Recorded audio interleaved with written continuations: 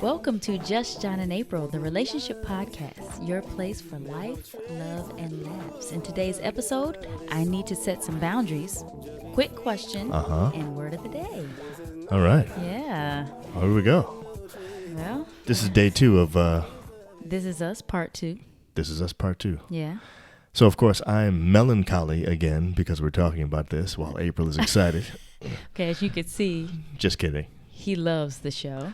Whatever, man. Just because you caught me at the end watching it, big deal. Part 1 proves that. Anyway, Okay. I'm excited. I think this has been good so far. Yeah, It's been I think fun. so. Yeah, It It's good has. stuff.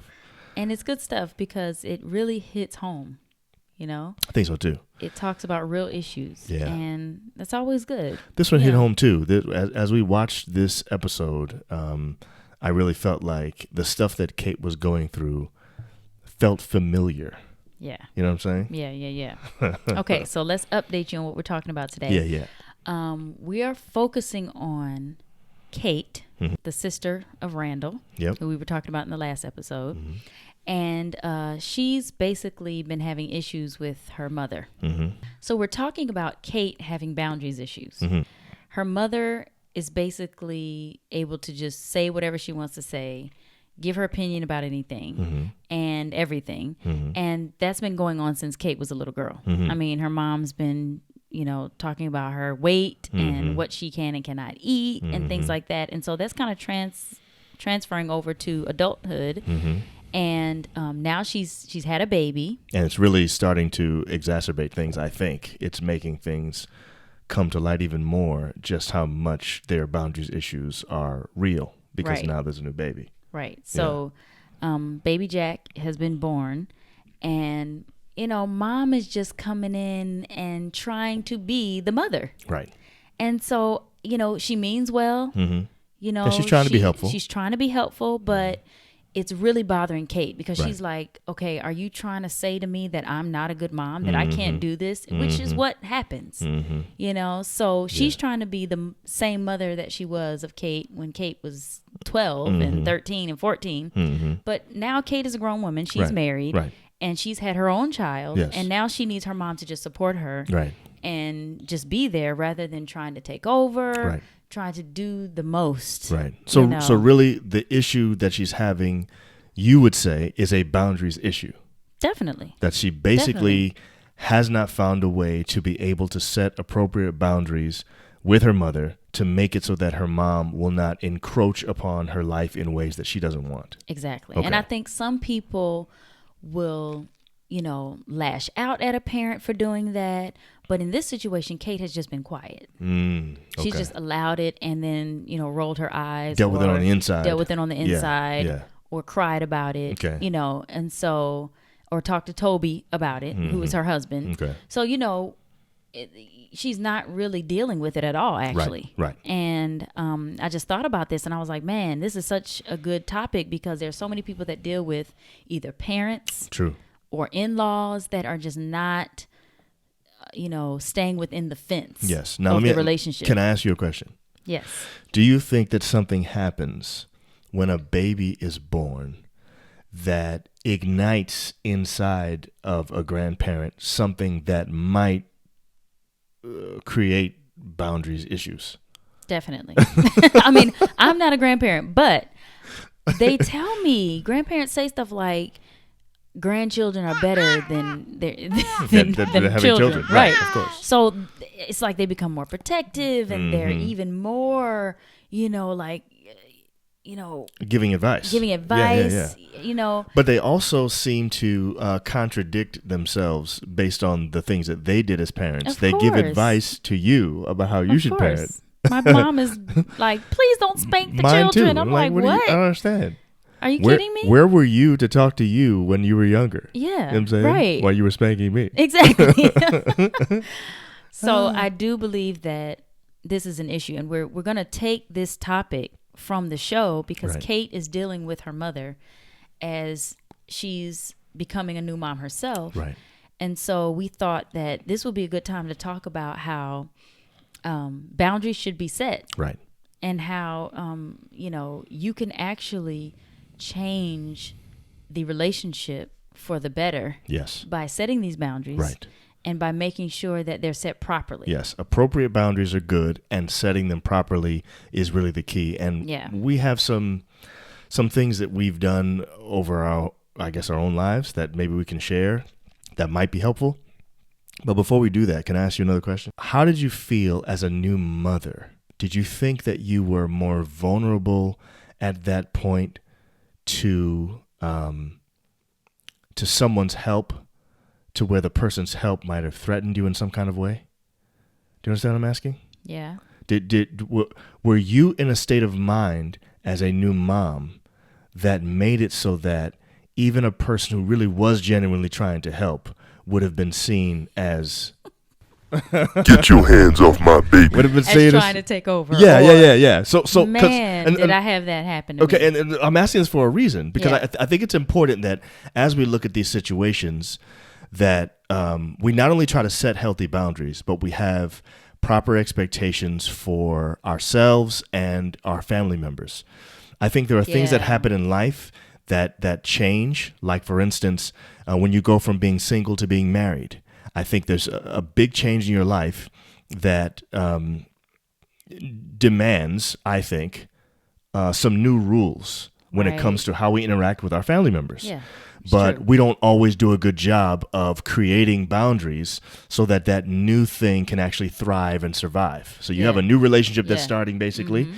You know what I'm saying? Well, in the same way, I think it's like that with having a new kid.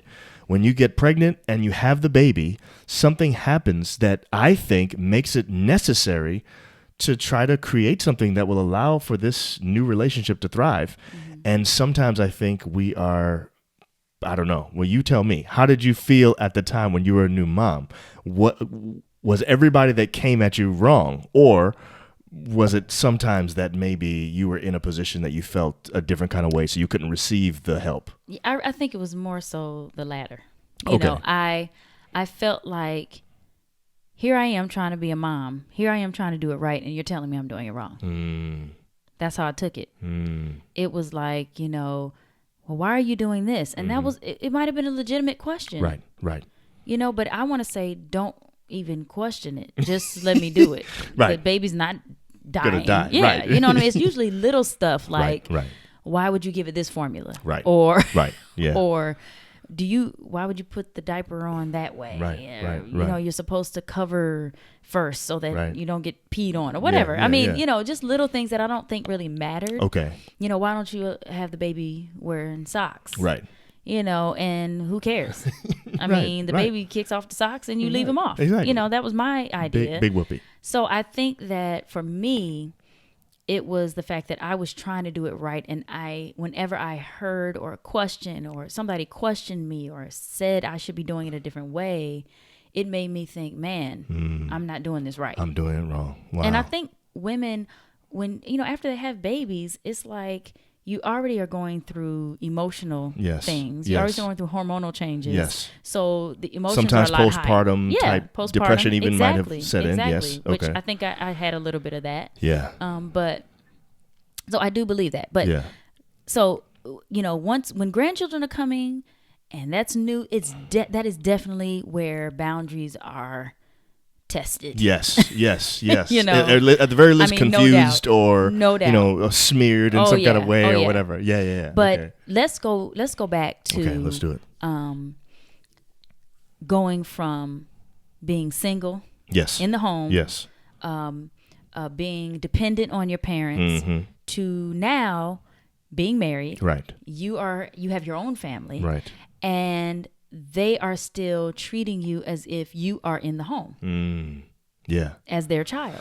All right. So here would be my first thing. Okay. My first thing is that I think you have to be confident about the fact that you are actually an adult and that you do have the ability to do things on your own. I think we feed into it ourselves sometimes. Sometimes I think we act as though we're in the home still too. By maybe throwing a temper tantrum or not necessarily just being confident and walking in the confidence that is this new situation. Yeah. If I am an adult, and I actually should be treated that way, I really should never have to say it. That's true. Right? I mean, Yeah, you I shouldn't am have to what I say, am. I'm grown now. Yeah. Or I'm Who you married now. Who are you trying to or- prove it to? Yeah. You know what I'm saying? Right. It's not really necessary to do that. And so in my personal opinion, if you're trying to set a boundary with your family, I think the best way to do it is to do it non-verbally. I think it's actually the strongest way to create a new boundary. So I'll give you an example. If I want somebody to stop calling my house after a certain time of night, I don't have to pick up the phone and call everybody and say, hey, don't call me after this time of night. All I have to do is stop picking up the phone when they call me at that time of night. Right. You know, if I don't want to pick up the phone after 9 o'clock, I don't have to. And then if a Right. person calls me at 8:58 and I pick up the phone, and then they call me the next day at 9:02 and I don't pick up the phone, they get the message that I don't answer my phone after 9. Whatever my reason is, it could be that it's family time, or we decided we're not going to have any interruptions, whatever it is, you know? Yeah. So that's a non-verbal boundary that's being set. Yes. Now, the Definitely. person who usually gets me at any time that they want to may get their feelings hurt the first few times when they can't get me. And I was going to say that when you're setting these kind of boundaries, it actually causes conflict. It does, at least initially. At least initially, Yes. because I think after a while, if you are confident within your boundary setting, Yes. that's so crucial, because is. if you go in insecure Yes. or go into it like questioning yourself Mm-hmm. in front of them, especially like, should I be doing this? Or, Mm-hmm. oh, why, you feel that way? Or why, that's going to let them know, oh, I'm still in control. Right. That's not really what they're thinking, Right. but that is how they're going to respond. But the reality is no one's going to set boundaries for you. True. I mean, it's not going to happen. So if April and I are dating for 3.5 years and then we decide to get married, everybody that knows us as John and April, and nothing to them has really changed. All that happens now is we live in the same house and we're doing things like married people, but we were so close to each other before then, they kind of treated us as a couple anyway. Nothing really changed for them. Right. So they're not going to set a new boundary. They're not going to say to themselves, okay, this is not true. Some people do this, but very rarely does it happen. Yeah. Very rarely does it happen that your parents are going to say to themselves, you know what? John and April are married now. We got to make sure that we keep our distance, Right. or we got to make sure that we give them their space. Right. But you may say that, but very rarely does that happen. Yeah. You have to figure out a way on your own to make sure that boundaries are being set. You have to Right. set your own boundaries. Right. No one's going to set them for So you. I'm kind of jumping around, Yeah. but let's just jump to in-laws, Okay. because I think it's harder for people to set the boundaries with in-laws. Now, what I mean by that is, if your partner is not feeling like boundaries need to be set, Right. but there's boundaries that need to be set Right. with their family, Okay. So that can be a big problem. let's use you and me. Okay, say let's that same sentence again. I and use you and need me. I need to set boundaries with your parents. Okay. Right. Let's just say that. Yes. Okay. But you don't agree That necessarily, boundaries are even or necessary. you think they're necessary, but you're too afraid to set them. Okay. How do you deal with that? Because I have seen relationships, and I have friends in relationships right now that are dealing with the husband who is basically still being seen as the man of the house to his mother. Yeah. Because some mothers really hold their sons Yes. close to them, Yes. because it could be circumstances like Yeah. father's not around, or Right. father passed away, or Right. whatever. Right. It And could be that they're the youngest or the could be oldest that or they're whatever. the youngest. That's true. There's always yep, something. There's always Yeah. something, the Birth youngest or the order. oldest. Yep, Yeah. yep. And so what happens is, it makes it so that now that the wife is having difficulty Yeah. with being able to set those boundaries, because she's not getting that support from the husband. Okay, so this is basically you and me again. Yeah, so what sorry. so what you're saying is that you feel we need to set boundaries with my parents, Right. Let's say specifically my mother. Let's say Okay. I'm a mama's boy, Okay. and she and I Yes. have this close relationship, and of course you're supposed to be the queen of the home now, Right. But somehow my mom still has jurisdiction over what happens, Yes. and even in our home she has jurisdiction over what happens in our home. Exactly. And what you're saying is you see it as a problem, and you think we need to fix it. But I don't necessarily see it as a problem. Not that you don't see it as a problem. You actually see it as a problem. I'm just scared to fix it. You're scared to fix it. Okay, so two because things. your mother has a hold on Yes. you to the point where you're still a child. Yes. When you're around with her. All So right. you can't step to mom I and got say I got the answer anything. for you. I got the Oh, answer. Give the answer. Answer please. number one, Man up. In fact, I wanted to put a thing in between there. I couldn't say it. But man up. Seriously. No, for real. First of all, if you if you know that there's a problem, right? Yeah. And you're admitting it, just man up and do what you got to do. Let me tell you something right now, man. If you're a man and you're in this situation, your mother will not disown you. That is so true. It will not happen. That's now, so true. This is why April and I always say that the person who should be doing the boundary setting should be the actual son or daughter of the parent, not the in-law. So, for instance, April should not go to my mom and try to set a boundary, and I should not be going to her mom and try to set a boundary. Can't do it that way. Yeah. If there's a problem, and the problem is something that I think is a problem, yes. Man up. I need to go talk to my mom and say, listen, Mom, I have a new queen in the home, and this is what it is. Now, remember I said earlier that boundary setting I think is best is nonverbal. Well, I think there's some times where you have to set verbal boundaries. You do. Sometimes you can't avoid it. You can't avoid it, yeah. So if it's going to be verbal, I don't think you should be joking when you say it, and I don't think you should be mad when you say it. Because neither of those things are going to be accepted by the person. You've seen kids throw temper tantrums. I meant to tell you this. I was in Shoppers just yesterday. There was this kid. I haven't seen this in years. There was this kid throwing a temper tantrum in the cart of the mom's shopping cart.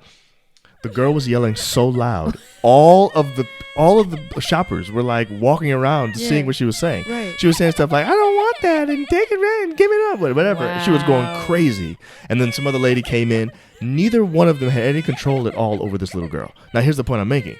None of us took the little girl seriously. We all laughed. We all thought that the parents obviously had no control. But my point is, when you try to set a boundary that way, what ends up happening is the person doesn't actually take you seriously. They see you like a little kid in the grocery store throwing a temper tantrum because you said it in anger. Exactly. And if you joke around when you say it, they're not going to take you seriously there. They'll laugh it off, and then it won't be about. So you have to find a way that if you're going to say it, if you're going to set a verbal boundary, it cannot be in anger, and it cannot be while you're joking. Now, just a note, if my child ever tried that. Oh, my goodness. Your child would.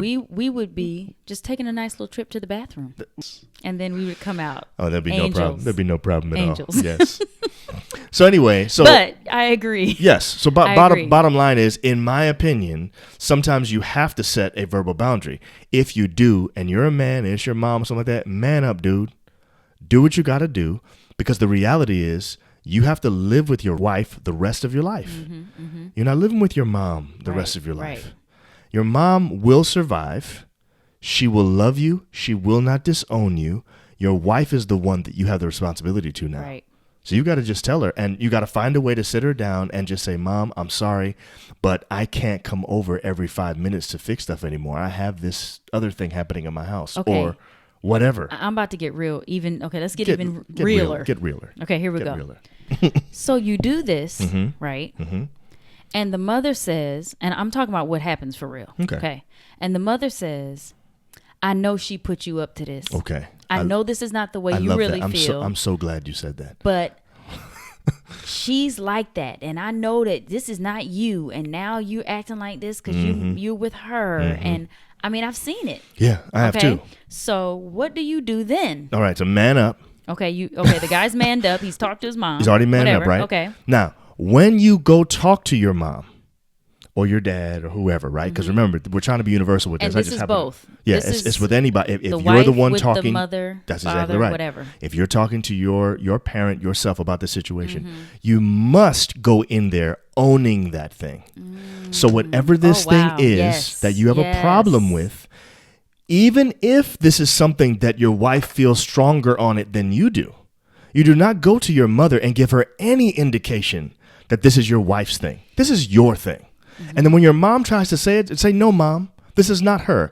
We are in this thing together, and I'm the one who's coming to you. You talk to me. We're not talking about her. You know what I'm saying? You own that thing. Do not throw your wife under the bus. There shouldn't be a, well, she feels that way. No, or you know how so-and-so is. No, you know. That's the other thing. When I say man up, I mean really be a man. So don't go to her and be like, Mom, you know how April is. You know she trips sometimes. Right. Well, no. Right. No, you, right. you are confronting your mother in a way that shows that you're the one who owns this thing. This is not about what your wife put you up to. Exactly. This is something that you believe needs to happen. And what's going to happen is your mom may get angry with you. Yes. She may get upset with Right. you, but she will not disown you. That's true. That's bottom line. Yeah. That's it. And Listen, it'll pass. it's going to pass. Now, let me tell you, here's the key. Once your mom realizes you're serious, or Mom your or dad, dad. yeah, Or sibling. or sibling, because by the way, this is the same thing with your brother or sister or cousin, whoever Yes. this Or close person, friend. whoever this person is that is too inside the relationship, Mm-hmm. this person that's coming between the two of you now that you are one flesh. Right. Listen, this is the part you have to understand. You are one flesh. Mm-hmm. Okay, if you're gonna be one flesh, can't nobody supposed to be get in between there. That's true. Okay, it's not supposed to happen that way. If they're getting in between you, there's something that you're doing wrong. So you have to make sure that the other people are outside the boundary. They can't be inside like that. So if you go to them and you talk to them, they may get upset. They may be maybe trip on you for a little while. I don't know what they're going to do. But the reality is they're going to realize that you're serious about this and they do not want to lose their relationship with you. So Right. they'll take what they can get. That's true. And then they'll realize later, not only is this better this way because you have a relationship with them that is healthy, but also Yes. they've gained a daughter or a son in your significant other that you just Right, married. right. You know what I'm saying? That they So would not anyway. have been able to really see That's exactly right. if that hadn't happened. That's so exactly right. Let's go back to This Is Us, because that's what Kate did. She went to her mother Yeah. and she talked about the issues that she had. Right. And hopefully,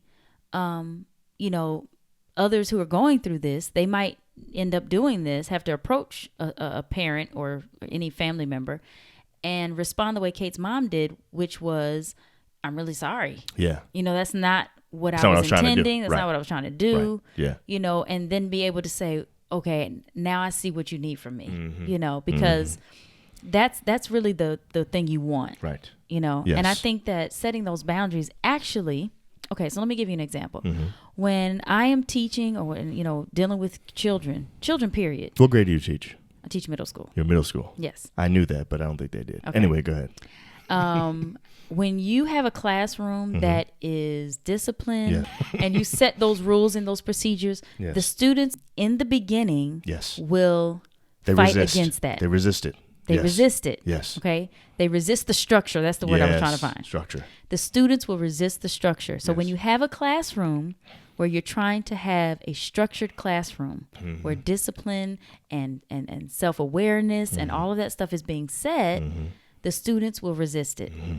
initially. Yes. But then after a while, they will comply Yes. and they'll realize, wait a minute, I like this. Yes. This is nice. Yes. And they'll come to your class. I mean, I've had students who were just rough in the beginning, came to me later and is like, man, Miss Nixon, I really enjoy your class because you have control or Right. because you are, you do the same thing every time. You're consistent. Right. And so Right. I think that after it has been set, after Right. you have set those boundaries, the family member or whoever it is will say, man, this is great. I really like this because now I'm freer in this relationship. But what you're saying though is they're first going to test it though. They are. They're going to Just test like the boundary, kids. just like kids Just do. like kids. And when they test it, if you fold, then your boundary was never Exactly. set. But if you reinforce it and continue to go back to it, Mm-hmm.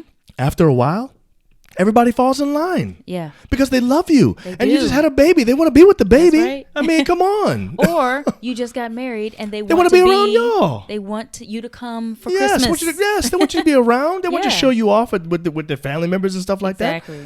So bottom line is don't cower, do not fall back, don't get scared. Know that boundary setting is an appropriate thing. Yes. Especially if you do it right. It can be If you- done respectfully. If you do it respectfully, you don't have to do it verbally at all. Or if you Right. do it verbally, do not do it in anger. Do not do it while joking around. And you'll set that boundary well. Yeah. It won't be a problem at all. And I think that's really important It is. because it can actually break a relationship up. So, babe, I think there are a lot of marriages out there right now that are suffering because there are no boundaries. yeah. And And there's so many people in their relationship yeah, just too many people pulling in the it. strings. That's right. Just pulling the strings. That's right. And it's not good. And it causes a lot of friction. Yeah. Now we need to make sure you understand what we're saying. We're not saying that everyone in the family has to be so far outside that you don't talk to anyone and that you're cloistered off and that No. you're just cut off from people. That's unhealthy too. We're not Exactly. talking about No. that. But what we're talking about is there are certain things that people can give you advice on and you don't have to listen at all. It's true. But it's not even advice. Sometimes it's just some people just want to have control. Yes.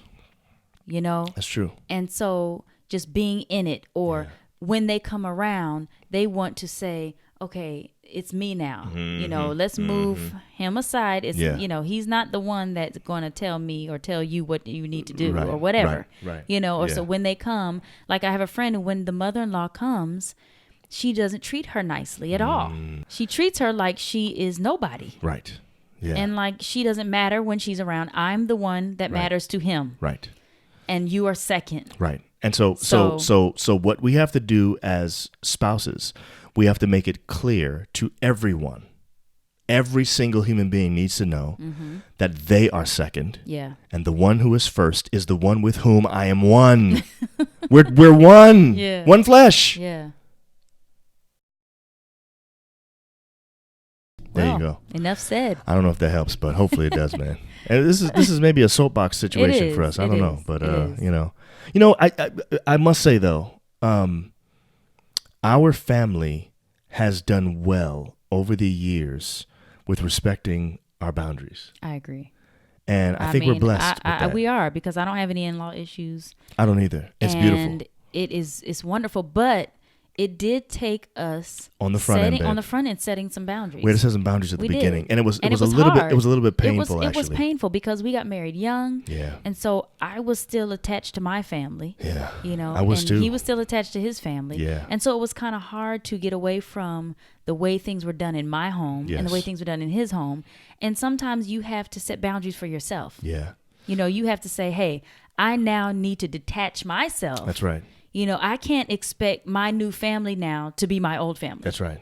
And to just transfer over. Yes. Because there's another family coming in. That's right. So it's like, you can't just, you know, because then they begin to clash, and it's like, well, this is the way I used to do it. Yes. Well, this is the way we did it. Right. This is the right way. Right. No, this is the right way. Right. And then you begin to fight over whose family way is the best way. Yeah. And Yeah. that's not the best thing. It should be starting. We spent the early part of our relationship doing that a lot. We did. Because I loved my family. Yeah. I thought I was brought up in a great family, right. great way. Same as me. You know, I loved my upbringing and all that. Yeah. So automatically we're fighting over whose was the best. Right. And I think that actually is worse, where, you know, you're both really strong family people. Yes. Not that it's worse, but you know what I mean? It's another side of this whole boundary discussion. It's a challenge. Though. It's more of a challenge. But it's another aspect of this boundary discussion, because what you're really saying is that boundary setting begins with us on the inside, where we have to set boundaries with yourself. We have to actually mentally detach ourselves from our upbringing. Not that we shun it or turn our backs on it. No. The good things we can keep and all that. That's right. But we have to make a deliberate decision to create a new family. Yeah. Me and you are new. We're something brand new. But we can't just walk in and automatically just assume that everything's going to be like when we were growing up. If we both do that, we'll constantly be in conflict. And I think, too, that I have to respect what you hold as something important that came from your family. True. You know, and same for me. True. And I mean, I think that can be, I think what you have to do is not get defensive. True. And you have to be open. I think you're almost talking about maybe there are some things that we think of as almost sacred in our families. The way that we should treat those things with sensitivity. Yes. Handle with care. There are things that we grew up with that we feel strongly about that the other one needs to handle with care. Right. But we also need to make sure that we in our minds can sort of detach ourselves from those things because we're trying to create something new. I think that's important, and it's a hard thing to do. Yeah. It's simple, but it's difficult. Yes, I agree. So anyway, set those boundaries, y'all. You got to do it. Very important. Yeah. All right. All right. Now it's time for Quick Question. And this is where I ask April a quick question, and she has to answer it honestly. Okay. This isn't a big deal. Okay, it's not a big one? But it does have to do with me. Ooh. Specifically. And I want to know which one you like better, facial hair or naked face? Oh, okay. I'm going to say naked face. Really? Yes. But I like the hair. Okay. So when you have it, I love looking at it. Okay. And ladies, join me in saying that those beards or Van Dykes or goatees, mustache, whatever you want to call them things, hurt like knives are sticking into your skin. When I kiss him, sometimes I jump because I have been pricked by a hair. So, only a hair? Just one? Well, sometimes just one that's sticking out, and it will just dig into my skin. So you like naked face because it feels better? It feels better, but then it's like when it starts growing back, it's so prickly. It's like kills me. Okay. So it's like I like it if you shave every day. You have a very sensitive face, though. John, please, every woman agrees with me. That's not true.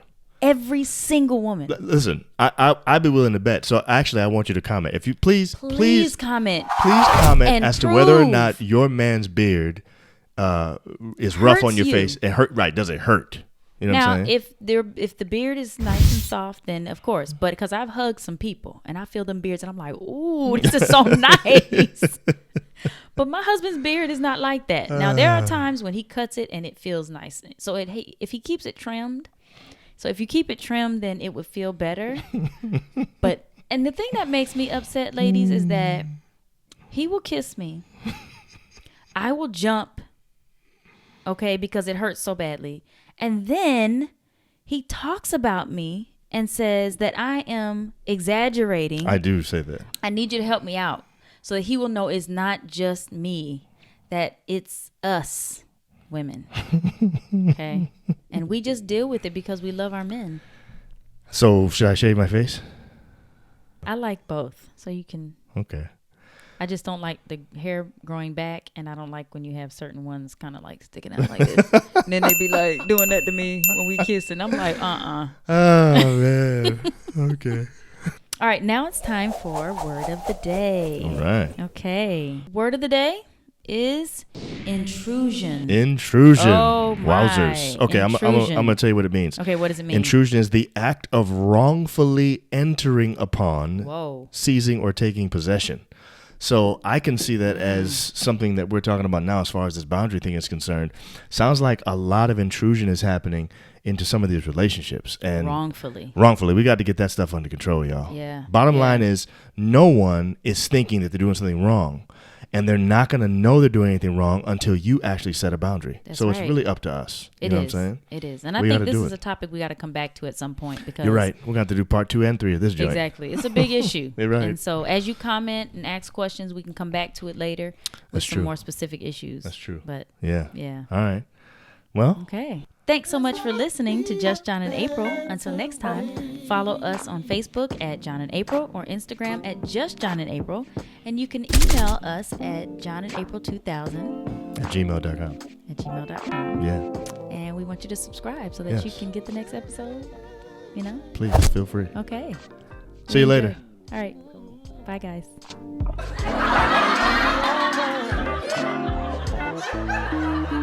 Every day you get that feeling, you know you want something more. There's a look in your eyes revealing what your life ought to have in store. Is there something that you've been missing? Something you wanna say? Oh, don't you feel you could just cry out? There's gotta be a better way.